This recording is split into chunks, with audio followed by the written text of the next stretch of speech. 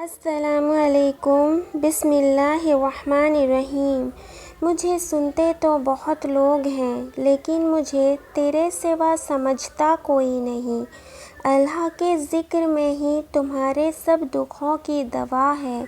صبر کیجیے، اللہ نے ہر چیز کو عطا کرنے کا بہترین وقت رکھا ہے، الحمدللہ۔ اور بے شک تمہارے صبر کے بعد اللہ تمہیں تمہاری چاہت سے نوازے گا۔ اللہ کی رضا کے سامنے کسی کی بھی نہیں چلتی۔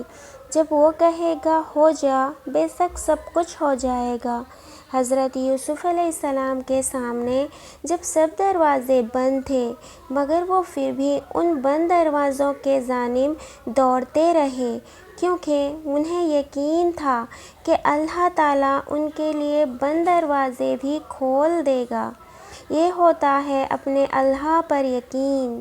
اگر تمہارے لیے بھی سب دروازے بند ہیں تو غم مت کرو، اپنے اللہ تعالیٰ پر یقین رکھو اور دعا کرتے رہو، کیونکہ اللہ ایک ہے، مدد ضرور کرے گا۔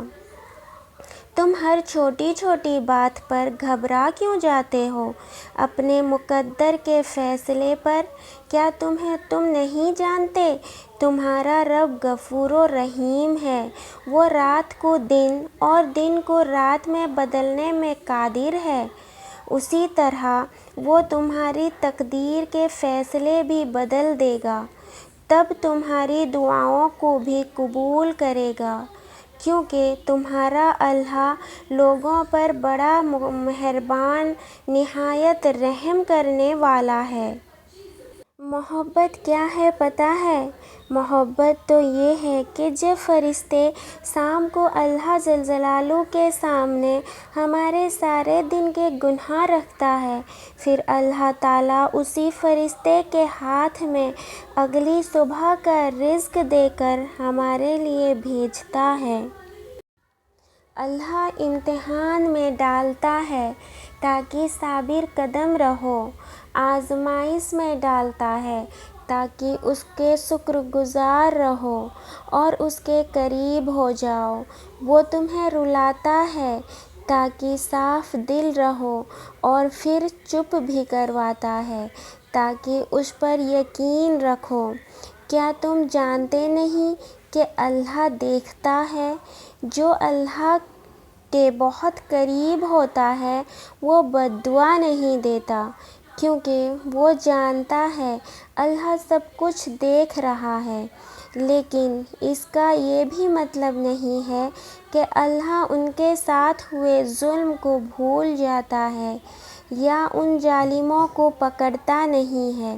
پکڑ بھی ہوتی ہے اور سزا بھی ملتا ہے، بس اس انسان کے صبر کر لینے کی دیر ہوتی ہے جس کا دل دکھا ہوتا ہے، پھر اللہ کا انصاف شروع ہو جاتا ہے۔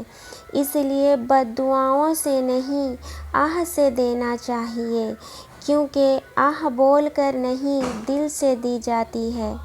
آہ تو دل سے نکلتا ہے، اور دل کو سمجھنے اور سننے میں تو ہمارا رب کامل ہے۔ دعا کرو، پھر چاہے تم کتنے ہی بے بس کیوں نہ ہو، پھر چاہے سب ختم ہی کیوں نہ ہو گیا ہو، پھر چاہے تم زندگی سے کتنے مایوس کیوں نہ ہو، پھر چاہے تمہیں حالات نے کتنے ہی کیوں نہ تھکا دیا ہو، کچھ بھی ہو جائے، تم کتنے ہی کمزور کیوں نہ پڑ جاؤ، بس ایک بات ہمیشہ یاد رکھنا کہ تمہارے پاس ابھی اپنے نصیب کو بدلنے کا بہترین موقع ہے۔ یقین کرو اپنے رب پر، اور ایسے ٹوٹ کر دعا کرنے والوں کے لیے ایسے معجزے ہوتے ہیں جو ساری رکاوٹوں کو توڑ کر رکھ دیتے ہیں اور ہمیں اللہ کے کن سے جوڑ دیتے ہیں۔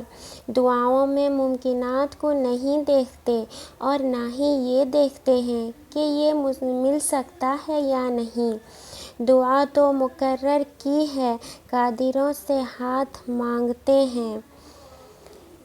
جو انسان نظر میں کبھی سچ نہ ہو سکتا ہو۔ انتظار سب سے مشکل آزمائش ہے، خاص کر کے دعاؤں کی قبولیت کا انتظار، جب آپ کو وہ دعائیں مانگتے ہوئے ایک لمبے عرصہ گزر چکا ہوتا ہے اور ان کے جواب کا کہیں سے بھی کوئی پتہ نہ ملتا ہو۔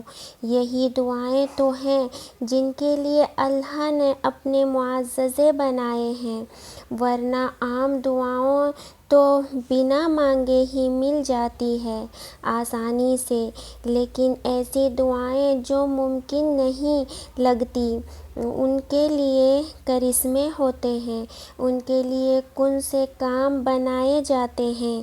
انسان تو سب کچھ کر سکتا ہے دوسروں کو دیکھ کر، مگر کسی کی نصیب اور قسمت کو اپنا نہیں بنا سکتا بغیر دعا کے۔